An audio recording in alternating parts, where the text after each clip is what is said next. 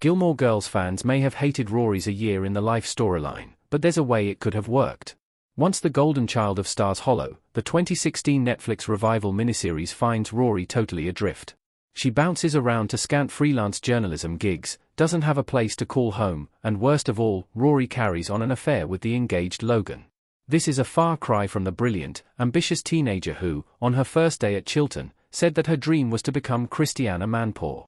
While we didn't expect her life to be perfect in A Year in the Life, we hardly wanted to see Rory end up pregnant and alone either.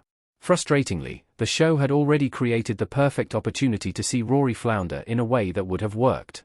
Rory's Gilmore Girls, A Year in the Life storyline should have been in Season 5. Though Rory struggled to get ahead of the Chilton curve at the beginning of Gilmore Girls, other than that, her academic career is smooth sailing throughout the show. Everything comes easily for her, with Rory being declared valedictorian, having her pick of Ivy League colleges to choose from, and, despite a few small bumps, hitting her stride at Yale.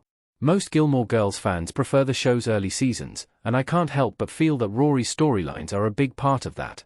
We saw her be the apple of everyone's eye, whether it be her family's, Chilton's, or Stars Hollow. Seeing this repeated again at Yale was a bit same why, and robbed her character of getting to experience new challenges. Many of us who have the opportunity to attend college choose to pursue our passion, whether that's a particular art, sport, or subject in school.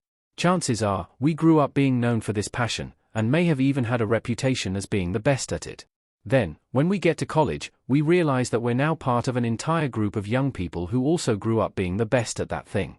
The whole deck reshuffles, and very few of us find ourselves at the top. This can lead to some major insecurities and identity struggles, and this is what should have happened with Rory in Gilmore Girls Season 5. As a sophomore at the Yale Daily News, Rory is assigned a beat for the year. She wants features, and she gets it, as per usual. However, it would have been so much more interesting if she hadn't. If Rory really and truly failed for the first time ever here, she would be so much more relatable because we all go through a version of this when we're her age. In contrast, A Year in the Life finds Rory as a directionless 30-something. Despite every advantage afforded to her, she's flailing and failing, and it's so much more difficult to be sympathetic to her, given the cushy ride she's had up until this point, including her Yale years. Rory stealing a yacht would have made more sense if she were already floundering.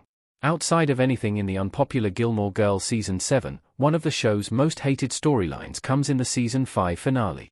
When Rory is hurt by Mitchum's criticism that she doesn't have it when it comes to being a journalist, she acts out and steals a yacht to go joyriding with Logan.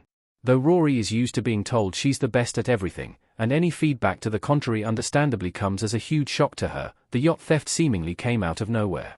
It would have been more likely that Rory would have run crying to Lorelai and spent a few days in Stars Hollow, where everyone adores her, to nurse her bruised ego. However, had Rory already been floundering in Gilmore Girls Season 5, her rebellion in the finale would have worked so much better for the story. Imagine Rory not getting the features beat at the Yale Daily News and not being allowed to write about what interests her. Imagine Doyle not liking her work, giving her tons of harsh criticism, and possibly not even running some of her pieces. Now, let's keep the storyline of Rory's internship at Mitchum's paper the same. He gives her a position after feeling bad about how his family treated her, and she thrives as an assistant. Even if she's not the star of her school paper, who cares, because serious journalists at a real newspaper love her, right? But deep down, Rory's lack of success at school is eating away at her. Then, when Mitchum hits her with the harsh blow that she doesn't have it, the rug is completely pulled out from under him. Meanwhile, this whole time, she's been seeing what an easy, breezy, consequences-free life Logan leads as a rich person. All this comes together to push Rory over the edge and motivate her to steal the yacht. From there, Gilmore Girls could play out how it did, with Rory dropping out of Yale and feuding with Lorelai before returning to school, freshly humbled and ready to work. If we saw Rory really struggle in Season 5, not just receive one piece of negative feedback, it likely wouldn't have been such a devastating blow in A Year in the Life. Rory still could have struggled in the revival, but it would have felt more realistic. The real reason why we were so annoyed with Rory in Gilmore Girls, A Year in the Life is because of how passive she was in her situation. It seemed like she was just waiting around for the world to rediscover how special she was and hand her the fabulous life she wanted. A big reason for this is that Rory never learned that this isn't how the world works, and that's evident from how things shake out for her throughout Gilmore Girls. However, had Rory faced real hardships back in her Yale days, she would have realized that things don't always fall into her lap, and the revival could have seen her more actively trying to achieve the life she wants. Then, if Rory was still struggling to find a job in her field, an apartment, and a loving relationship, we'd be cheering her on every step of the way. We'd be relieved when she decides to cool her heels in Stars Hollow and happy for her when Jess inspires Rory to write her memoir.